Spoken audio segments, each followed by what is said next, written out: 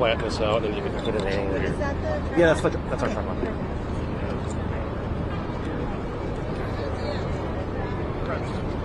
Is that a little bit better? Yeah. Kind of this.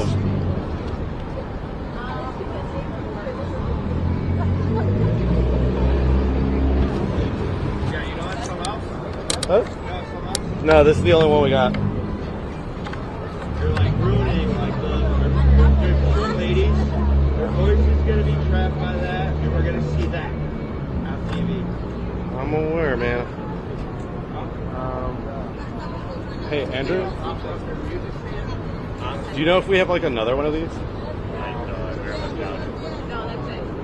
I can pop out like the middle one and just shorten it. It's just they're saying it's too tall.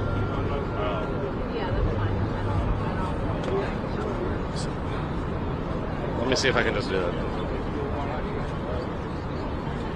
Oh, Gabriel, thank you, Gabriel. It's gonna be too. Hey, It's gonna be too short then. Because then it'd be like here. As long as we can just reference their notes. So just keep it low, you think? Yeah.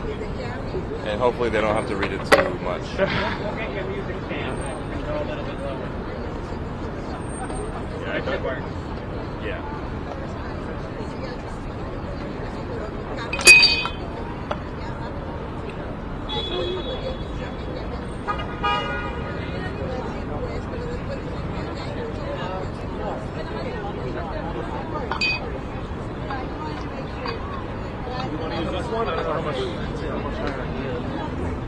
It would be.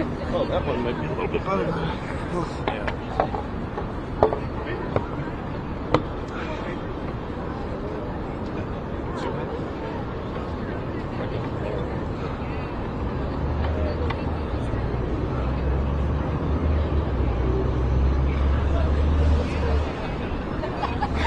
What do you guys prefer? What do you want? I think this could be fine, actually. It's up to you. I mean, they are short ladies. Andrew. This one? This one or this one? Then yeah, we'll pop it.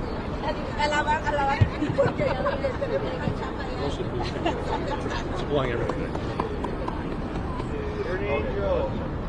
There you go.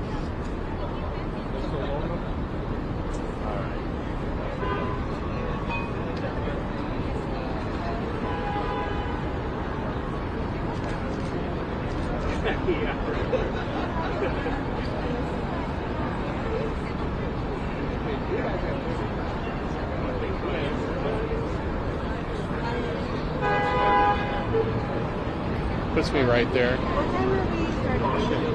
That's going to work, right? Mic check, 1, 2, 3, 4, 5. Mic check. I'm about average, maybe an inch above average. I don't know.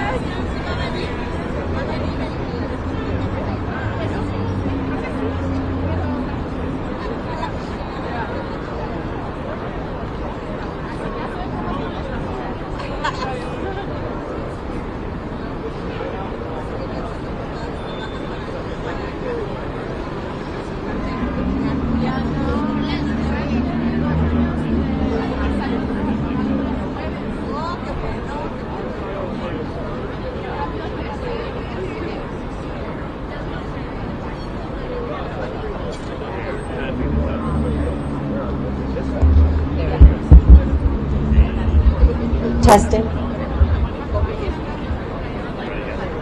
Testing.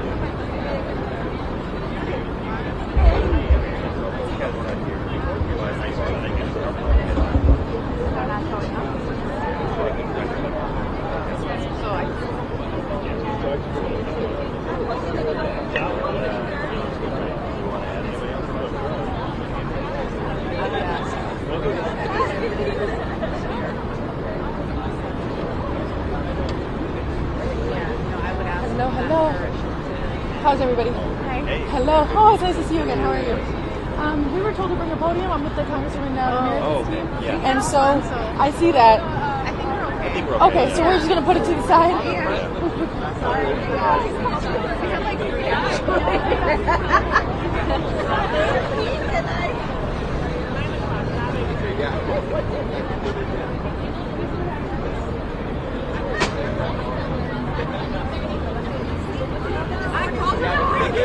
I was like, this is all I have.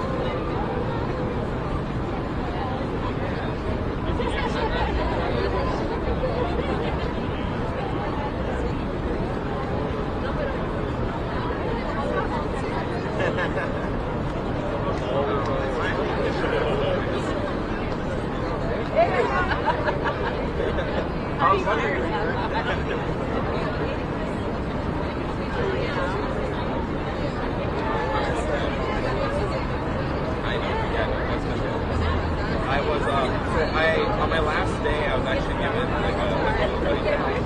The goodie bag had my like something like that.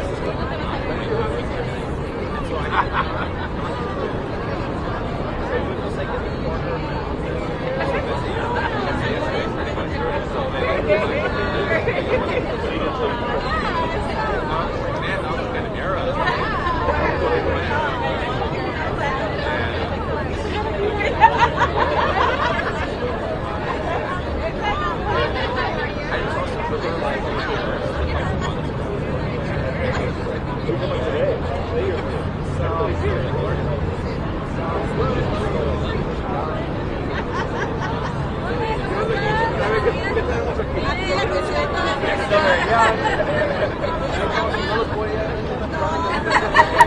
Por si no nos conocen.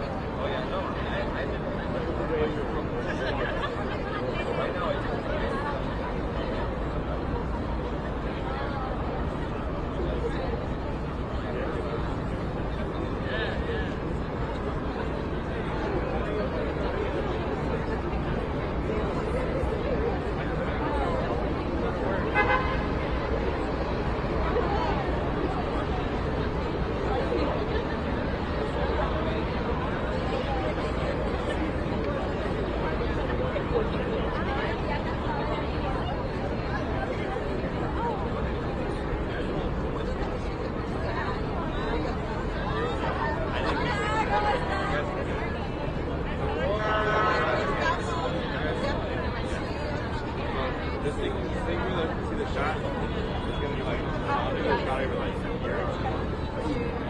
On the other side, you get a side by side.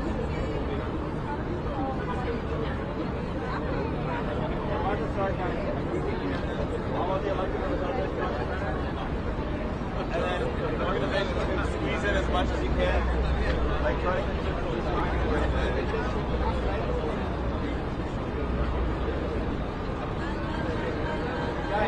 Guys, we're about to start. That was it.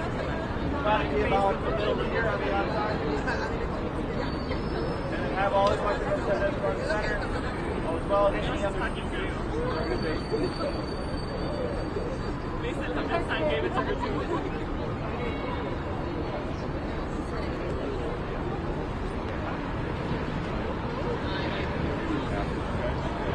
Yeah, it's like as far back.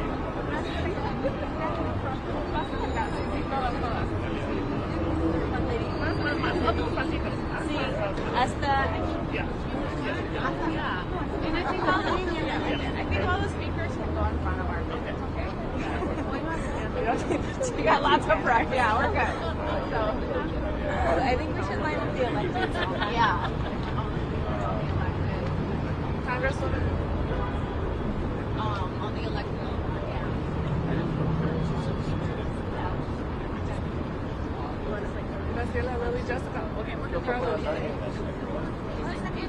No, es que yo sí estoy ancho, entonces con las placas de ustedes no puedo. Con uno de mí trajo 3 de ustedes. Yeah, I guess. She was being funny because I call her to Yes. Yeah.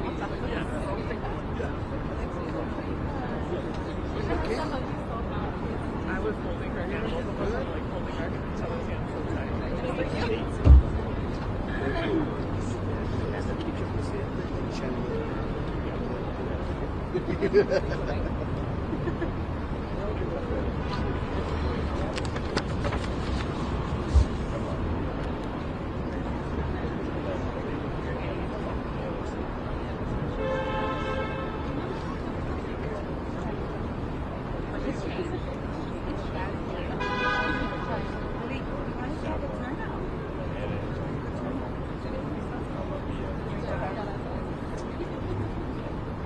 Sorry, no, you got the fresh fit on. I know that. Oh, I just noticed. I know. Rumi's matched. You guys stand not too close to each other. I matched without my Mix in with that dark blue. Yes, yes. So that guy comes in by me. Bien rápido, una foto bien rápido. Vale, Bien rápido, Juan. I smile. I was like, I know, so I'm gonna smile. Okay. Yeah, okay. Thank you. We're gonna get started. Okay. Good morning, everyone. Buenos dias. I am State Representative Norma Hernandez, representing the 77th District, and proudly this year's co-chair, or this term's co-chair for the Latino Legislative Caucus. And I'm here today to share the anger and the disdain that all of us are feeling inside. And I know none of us thought that in the year 2025, the President of the United States would choose to spread lies and fear about our communities and then use the National Guard to attack all of us. The ignorance of this decision is staggering. At a time when crime is at an all-time low, not just here in Chicago, but across major cities in America, this administration is ignoring the truth, which unfortunately isn't a surprise anymore. Crime is down because of the strategic investments in community-led solutions that work. Our neighborhoods are safer because of these efforts, not because of troops or more reactionary policies that don't place people first. Instead of building on that progress, this administration is moving us and our work backwards. They are lying to the American people and creating a false narrative of Chicago that simply isn't true. And what worries me the most is the chilling effect that this will have on our streets, especially our immigrant families. People not going to work, families not going to grocery stores or church services, kids not going to sports or school, intentionally destabilizing our communities, which is what could lead to increase in violence. And for what?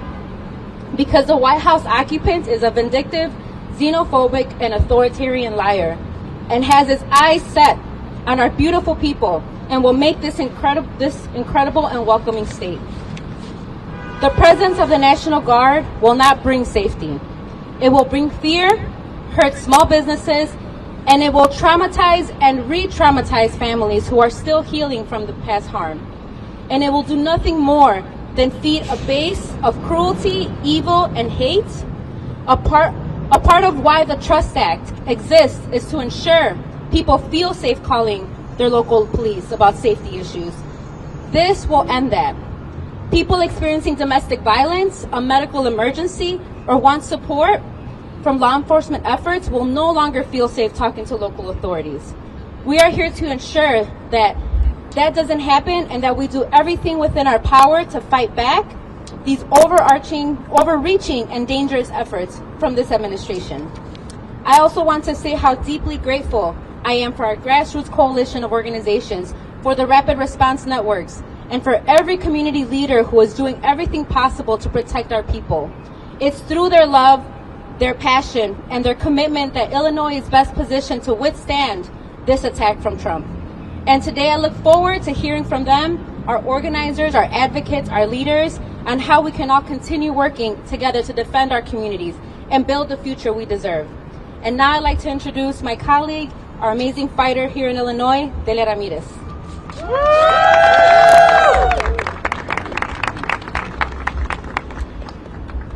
Good morning, buenos dias. Buenos dias. Buenos dias. Buenos dias.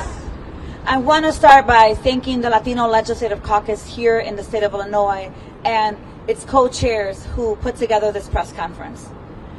In a time when the federal government is being weaponized against its very own people, it is so important and a reminder, a powerful reminder that we're not alone when you have the General Assembly of the state of Illinois, specifically the Latino Legislative Caucus, holding the line, taking a stand for our community. So I want to thank all of you for putting this press conference together today. And I also want to say that in a time such as this, where it feels like it's overwhelming, we wake up every single morning. If you're like me, you go to check the news and what's the latest. You can become overwhelmed by another executive order. Another executive order because the president has decided that he no longer respects co-equal branches of government and he doesn't really respect the law, so he continues to issue these unconstitutional executive orders. But I am so grateful that we have electeds at every single level of government, whether it's at the state level, at the county level, or at the city level, that are holding the line in this moment.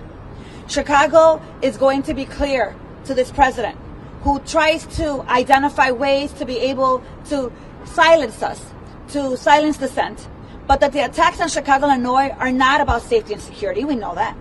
They're about trying to terrorize the resistance, because Chicago is an organizing town, a town that understands that the only thing that makes its beautiful downtown beautiful is diversity that makes up the city of Chicago. And yet Trump and his loyalists are willing to weaponize the government against political opposition and communities because we resist these unconstitutional agendas. Deploying troops in a violent spectacle undermines the rule of law, the separation of powers, and state sovereignty. The reality is that I don't know if Trump understands what's a president and the difference between a president, a mayor, and a governor. He can't be all of them. And so I think it's important that as we're standing here today, that we are clear. We are prepared to protect our communities, and that our colleagues here in the Latino Legislative Caucus are going to do everything in their power with our colleagues in the county and certainly with the city and us in the Illinois delegation to hold the line. I want to wrap up in saying this. Someone asked yesterday, in one of the reporters asked, well, doing a protest, I know there might be a protest coming up during Labor Day, isn't that going to egg him on so that he then decides he wants to come here? Let me be very clear.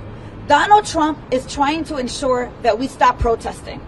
Donald Trump wants to make sure that he moves us and shoves us into submission so we stop resisting him. Not doing a rally or a protest or a press conference is exactly what he wants, and we are not going to give him that pleasure. Is that right? That's right. Frankly, it is the opposite, because we know we're not alone. that in these scary times, we are committed to protecting our immigrant neighbors, and we're not going to retreat. We're actually going to double down. And as Trump continues his unlawful militarization in democratic cities, I want you to remember that power is in community, in the community of leaders that are here today from various organizations. So for those of you that are asking yourself, how do I take a stand in this moment? Get connected with these organizations, whether it's ICER or OCAT, join a rapid response team, because it is our responsibility to hold the line. And as a member of the Department of Homeland Security Committee, I'm going to tell you this. Even if it's just a few of us in committee dissenting to Secretary Noem, we will continue to hold them accountable, whether it is in the courts, whether it is in detention, or it's in the White House itself.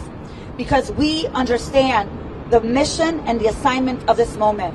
It is solidarity and collective liberation that will get us through it. So I just want to say two sentences, maybe three in Spanish. Soy la congresista Delia Ramírez, represento el Distrito 3.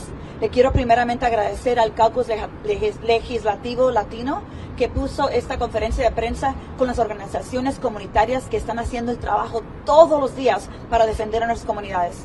Yo sé que el presidente Trump, él quiere tratar de asustarnos como un niño berrinchoso que es, y tratar de que nosotros tengamos tanto miedo que no defendemos a nuestra comunidad. Lo que creo que es muy importante que entiendan es que entre más que nos ataque, nosotros vamos a tener la fuerza y la solidaridad para defender a nuestras comunidades. Y quiero agradecerle a mis colegas que están aquí del estado, pero también del condado y de la ciudad, que están diciendo colectivamente nosotros nos defendemos cuando un gobierno federal está atacándonos. Así que vamos a continuar a ver las leyes locales, cómo hacemos legislación, cómo apoyamos las cortes que están defendiendo la democracia, la constitución y derechos humanos, y cómo nos aseguramos que nos continuamos movilizando y agitando, porque en esta ciudad aquí no nos vamos a estar rajando, sino que al contrario vamos a trabajar aún más duro para asegurarse que la gente entienda que si te metes con un inmigrante, te metes con la ciudad de Chicago. Así que muchas gracias. Y con eso quiero presentarles a alguien que ha sido una campeona para nuestras comunidades, una orgullosa inmigrante que ahora dirige tanto ese trabajo también. I want to introduce to you someone who has been a champion for immigrant communities, a champion really for humanity, and that is Representative Dee Avalar.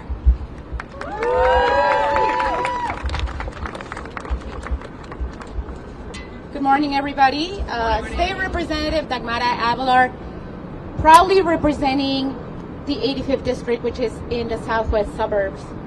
Illinois has always been a place shaped by immigrants, families to come here seeking safety, opportunity, and the chance to contribute to something greater than themselves. I know this because my family did this in October of 1999, when we made Illinois our home. Our stories are woven into every corner of the state, from Chicago's neighborhoods to the suburbs, where so many of us live, work, and raise our children. But today, we cannot ignore the truth. Our communities, including our immigrant families, are under attack. We are seeing the heartbreak of separation, not only in big cities, but in suburban communities as well. We have been hearing the stories. We have been driving around our neighborhoods doing migra watches, because it's not just happening here, it's happening throughout the state. Children are going to school with the fear that a parent might not be there when they get home. That is just not right. Families who have lived here for decades, who pay taxes, who serve in our churches, schools, and workplaces are being torn apart. Let me tell you this is not just a policy debate. This is about humanity. This is about our neighbors who help shovel out our sidewalks during the winter, who coach our kids' soccer teams, who stand next to us at grocery stores and pray beside us in our houses of worship. When immigrant families are threatened, the fabric of our entire community unravels. And we cannot let fear divide us. We cannot allow injustice to become normalized. Illinois has the chance and the responsibility to stand firm and say, not here, not our families, not our communities. To every immigrant in the state, you belong here. Your dreams are Illinois' dreams. Your struggles are Illinois' struggles. And your future is bound to ours. So with that being said, thank you so much. It is my pleasure to introduce somebody who has been in the fight for decades, a former co-worker of mine who I still believe is a sister to me, Veronica Castro with the Illinois Coalition for Immigrant and Refugee Rights. Good morning. Buenos días. Buenos días. My name is Veronica Castro. I'm the Deputy Director at the Illinois Coalition for Immigrant and Refugee Rights. It has been a long mantra that we keep us safe. Communities looking out for one another is a cornerstone of our movements. Together with community partners, movement allies, and many of the elected officials here today, we have worked to make Illinois a welcoming place for all people. The harm ICE is inflicting is not new. ICE has always been a bipartisan deportation machine, with increasingly large budgets approved by both parties in Congress. But since he came back into office, Trump has pushed ICE to its furthest, cruelest limit, and now has even more money to do it with. To meet his hateful, racist quotas, Magna cronies in Congress pushed for and appropriated $150 billion more in funding. That's right, boo. It's at the expense of healthcare, cuts to programs like SNAP, and the long-term stability of so many families across the country. Since last November, ICER, our members, and community volunteers have been working to educate our neighbors to make sure everyone knows their rights, block by block, neighborhood by neighborhood. We have worked to coordinate and organize rapid response teams to spot ICE, notify neighbors, and help people get the community and legal support that they need. We have expanded capacity on our Family Support Network hotline to ensure anyone needing help, including those in deportation crisis, will be connected to the resources that they need. And we have worked with the Illinois Legislative Latino Caucus to pass policies at the state level that will keep our communities safe, like Safe Schools for All. That's right. We know Trump and his loyalists are going to continue targeting Chicago and Illinois. And we also know that we will continue looking out for one another. So here is one thing you can do right now. Everyone, take out your phones. I know you have them with you. Go to your contacts and save the support hotline number in your phone. See the number here? 855-435-7693. 855-435-7693. Next, follow us on social media for updates.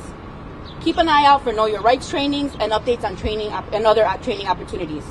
Because remember, we keep us safe. ¿Se puede? ¿Se puede? And now, I'd like to introduce my partner in this fight and in this work, Ere Rondon from the Resurrection Project. Okay. Buenos días. My name's Ere Rondon with the Resurrection Project. At TRP, we reaffirm our commitment to protecting and serving immigrant communities across our city. The potential militarization of our streets will heighten the fear and uncertainty in our families. Our families will experience more trauma. Our businesses will continue to see a decline in sales. And our streets will lose the beautiful vibrancy that we get to experience now. We all must remember that we all have rights, and that when everybody, including U.S. citizens, choose to remain silent, you are protecting us all. So just keep in mind that all of us should say, I choose to remain silent. We have the right to deny entry without a judicial warrant. If you are in a public place and you step into a private space, you have the right to deny entry. We all have the right to refuse searches to your own body and to your belongings. If you see ICE, call the Family Support Hotline. If someone is detained by ICE, they have the right to an attorney, and you can visit IllinoisImmigrationInfo.org to learn more. When we all exercise our rights, we protect each other. So, buenos días, soy Ere con Proyecto Resurrección. Nosotros reafirmamos el compromiso de proteger y servir a las comunidades inmigrantes de nuestra ciudad. La posible llegada de Fuerzas Armadas en nuestras calles va a aumentar el miedo y la incertidumbre en nuestras familias. Nuestras familias sentirán más miedo y van a sentir más trauma. nuestros negocios van a ser afectados con menos personas yendo a los negocios en nuestras comunidades. Y nuestras calles van a perder la hermosa energía que apreciamos ahora. Todos debemos recordar que cuando todos guardamos nuestros derechos, protegemos a todos los inmigrantes. Todos tenemos el derecho de decir I wish to remain silent si te preguntan cualquier pregunta sin ninguna orden. Todos tenemos el derecho de negar la entrada a nuestros hogares o a cualquier lugar privado sin una orden judicial. Todos tenemos el derecho de rechazar las investigaciones de nuestro propio cuerpo y de nuestras pertenencias. Si ve a ICE, llame a la línea de ayuda. Si alguien es detenido por ICE, tiene el derecho de un abogado y puede visitar illinoisimmigrationinfo.org para obtener más información. Cuando todos ejercemos nuestros derechos, nos protegemos mutuamente. Now I would like to introduce our Cook County Commissioner from our district in Pilsen, Cook County Commissioner Alma Anaya. Buenos días. Buenos días. ¿Verdad que no nos vamos a dejar? No. ¿Verdad que no? No. Hola, me llamo Alma Anaya, soy comisionada del 7º Distrito, orgullosamente las comunidades del suroeste de la ciudad de Chicago. No hay palabras para expresar la desgracia de las acciones del gobierno federal en este momento. Desde el comienzo de la presidencia de Trump, la administración federal ha destacado el miedo, el trauma en nuestras comunidades. En lugar de promover la seguridad, la ley, el orden, el presidente ha aumentado el miedo, el caos y la incivilidad de nuestras comunidades. Déjenme ser muy clara. Cuando atacan a nuestras comunidades, nosotros nos defendemos. Déjenme ser clara de nuevo. Cuando nuestras comunidades están en situaciones donde nuestros derechos son violados, no es que nomás van a ser para los inmigrantes. Estos derechos serán violados para todos. Nuestras comunidades en este momento necesitan apoyo, fondos para nuestras escuelas, acceso a salud, no más tácticas de miedos o ataques hacia nosotros. Los ejércitos no los necesitamos en nuestras calles para vivir seguramente. Eso crea más miedo.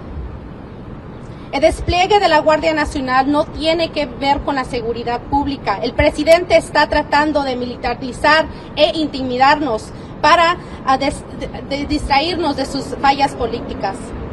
Ahora, más que nunca, cuando existe la separación de familias, el miedo a la deportación y la falta de respeto a nuestros derechos que son garantizados bajo la Constitución y también el debido proceso, nosotros nos volvemos a comprometer en proteger a nuestras comunidades contra Trump.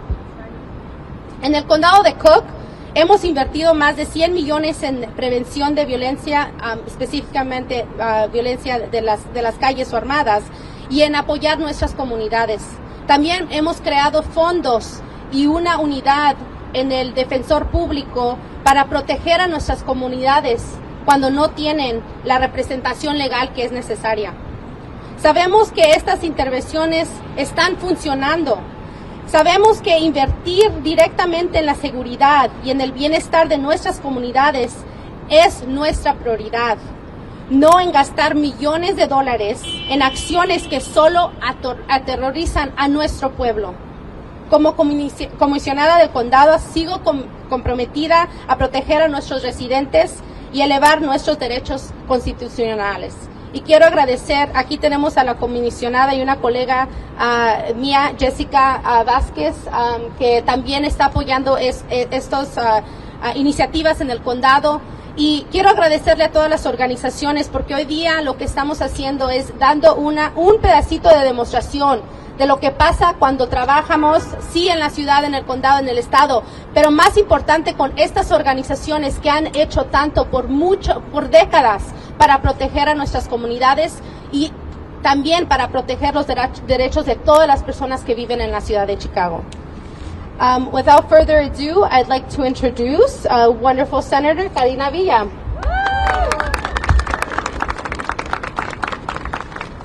Buenos días.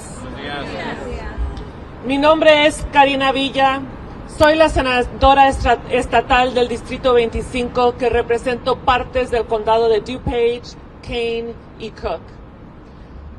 Lo más importante que quiero decirles es de dónde vengo. Y la historia esta no es mía, la historia esta es de todos que estamos aquí presentes. La lucha que viene ahorita nos ha preparado, ¿saben quién? Nuestros abuelos, que sufrieron hambre, que sufrieron noches de desvelo pensando que cómo iban a salir adelante. Este momento, ahorita, mis padres no me criaron para agachar la cabeza ni para doblar la rodilla. En este momento, yo les digo que yo fui criada, que Norma, Aarón, Edgar, Graciela, Alma, Delia, Lillian, Jessica, Anthony, véanos. En este momento estamos preparados porque nos prepararon nuestros padres y nuestros abuelos.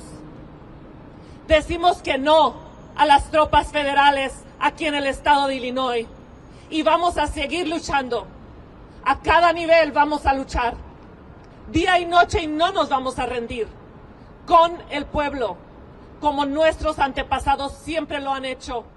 Cuando falta un plato en la mesa, se le agrega tantito más caldo y caben más. Igual nos vamos a unir de las manos y todos vamos a caber en esta lucha contra el Donald Trump.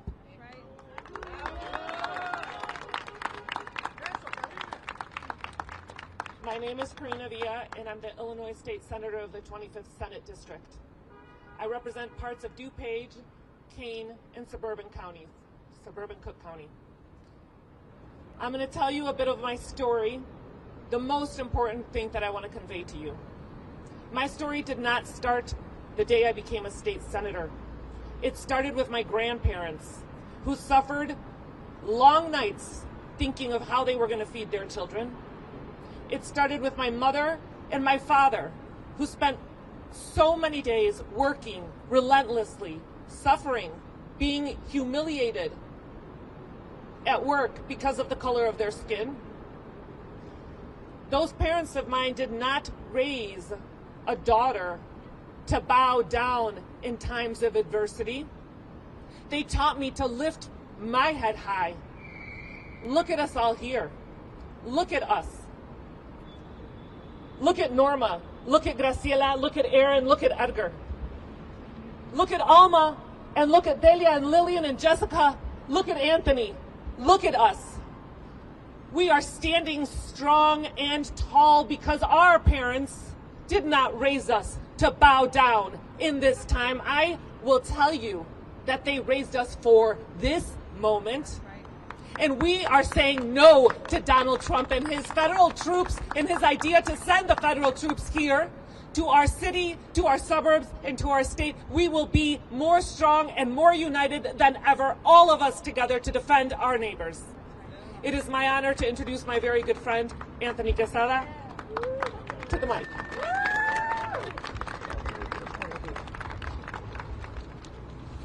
Good morning. When I say people, you say power. People. Power. People. Power. People. Power. Good morning. My name is Anthony Joel Quesada, and I am the Alderman of Chicago's 35th Ward. Here in Chicago, we are united. We will not waver, and we are prepared to protect one another. Let us be absolutely clear. Donald Trump's threats to deploy the National Guard and continue his hostile immigration policies in Chicago and across our nation are reckless and dangerous. Normalizing a militarized presence in our neighborhoods is not safety, it is authoritarianism. What truly makes our community safer is investments in people, creating living wage jobs, building millions of units of affordable housing, and guaranteeing health care to every single resident as a human right, That is what keeps our community safe. Not troops, not ICE, but people. People who are invested, communities that are invested. That is what makes our community safe. And that is the future of America that we will be fighting for every single day. And that is why it is also extremely important that our neighbors understand that this is not about crime. What Donald Trump is doing, what he is portraying, is not about crime. Republican-led cities with higher crime rates are not being threatened with federal troops. Chicago and Washington, D.C. are being targeted because we stand up and we fight for working class and immigrant families. This is about political power. It is not about public safety. Using our communities as props for political theater is dangerous. It is dangerous. He is trying to incite violence in our communities. Chicago does not need soldiers in our streets.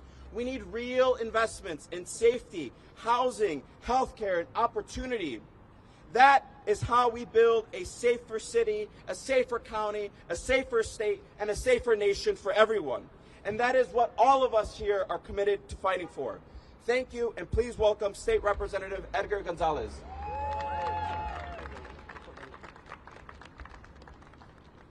Buenos días a todos. Buenos días. Soy el representante estatal Edgar González y represento el Distrito 23 de Illinois, que recorre las áreas de Cicero, La Villita y Chicago. Yo vivo en La Villita toda mi vida y ayer yo andaba hablando con alguien de La Villita, una señora, y estábamos hablando sobre esta situación de la que estamos hablando ahorita. Sí, los militares debían de venir a Chicago, y la señora me dijo de que ella pensaba de que estaba bien que llegaran aquí a la ciudad de Chicago. Entonces le pregunté, ¿pero por qué? ¿Por qué cree usted de que deberían de venir los militares para acá? Y ella dijo, es de que el crimen ya es una crisis, ya es demasiado, y los demócratas no quieren hacer nada. Ese es el problema. Ahorita el presidente ha querido mandar los militares, tropas federales aquí a la ciudad de Chicago porque dice de que hay mucho crimen. Sí hay crimen, en cualquier ciudad grande hay crimen, pero lo que pasa es de que él lo está diciendo como si no hubiera, si nosotros no estamos haciendo el trabajo para combatir ese crimen. Por ejemplo, ya hay muchísimos programas de prevención de violencia para ayudar a los muchachillos para que no caigan en las pandillas. También hay programas para ayudar a que los muchachillos tengan trabajo durante el verano. O sea, ya se está haciendo el trabajo, los demócratas están haciendo el trabajo, pero el presidente está creando esta crisis, está diciendo que no estamos haciendo este trabajo para poder mandar los militares para acá, y eso es él decir que él es el superhéroe y que él fue el que salvó el día. Pero nosotros ya estamos haciendo el trabajo, no necesitamos la ayuda de este presidente. Lo que sí necesitamos es de que nos regrese el dinero que nos ha quitado nuestras comunidades. Dinero para el Medicaid, dinero para el SNAP, esos dinero que nos ha quitado para mandárselos a ICE. Ha quitado dinero para los programas después de escuela, se los ha mandado por otros lados, y nosotros nos quedamos aquí esperando. Eso es lo que debería hacer el presidente. En vez de mandar tropas federales, debería mandar el dinero que nos debe. Ahora, esto siempre hemos sido atacados en nuestras comunidades, las comunidades trabajadoras, las comunidades inmigrantes. Pero pues eso no es un trabajo que hacemos solos, ni nosotros como legisladores hacemos este trabajo solos. Lo hacemos con todos nosotros, a diferentes niveles de gobierno, municipal, federal, estatal, pero también todas las organizaciones comunitarias que nos ayudan en este trabajo. Para pedir el dinero que nos debe este presidente y para decirle que no necesitamos su ayuda, que se ponga a trabajar. Muchas gracias.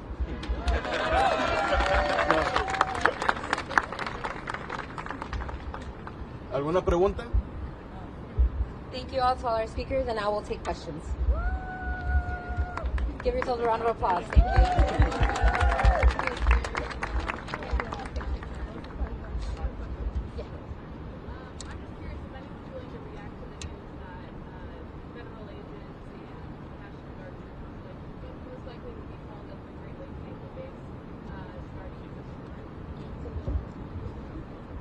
Would you say that again?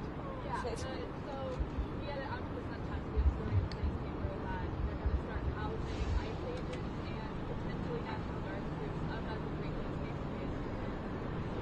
I'm curious if you get your reaction to that.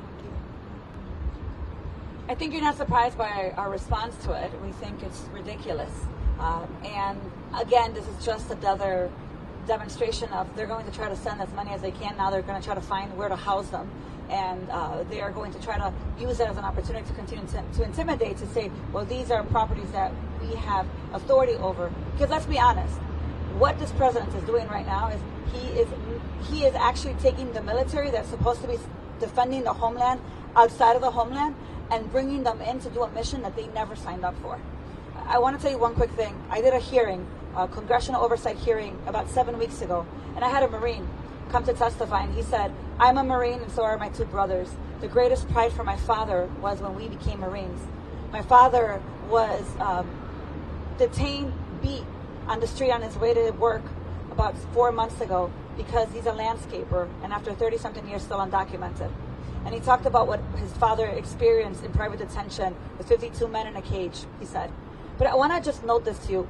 He, as he was there shaking and crying, said, I'm not just here for my father and my brothers. I am here for every service member that did not sign up for this. And I think it's really important for people to understand that what he is doing, he doesn't have the capacity. He is now what? He has $150 billion that he's telling seniors in high school, hey, you don't have to finish high school. Go ahead and quit because he just turned 18 and we'll hire you so that you can be one of these mass agents with no training. It is a time of terrorizing, and they're trying to figure out what are ways to enter cities like Chicago, where Tom Homan himself has said repeatedly, they're just too educated. And so, of course, it's something that we don't agree with, and we're going to push back on it, but he's going to continue to push the fold as far as he can.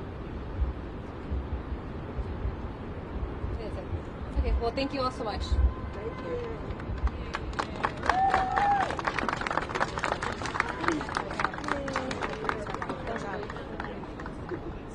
Can we get together for one photo, guys? ¡Vamos! ¡No nos vamos! ¡Sí nos echamos!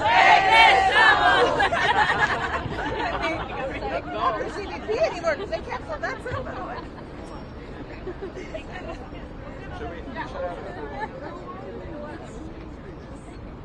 Okay, guys over there.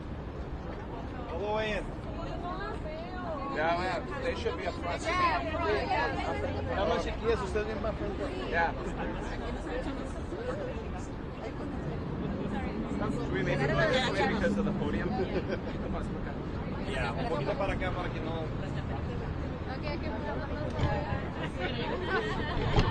El pueblo unido jamás será vencido. El pueblo unido jamás será vencido. El pueblo unido jamás será vencido. El pueblo unido jamás será vencido.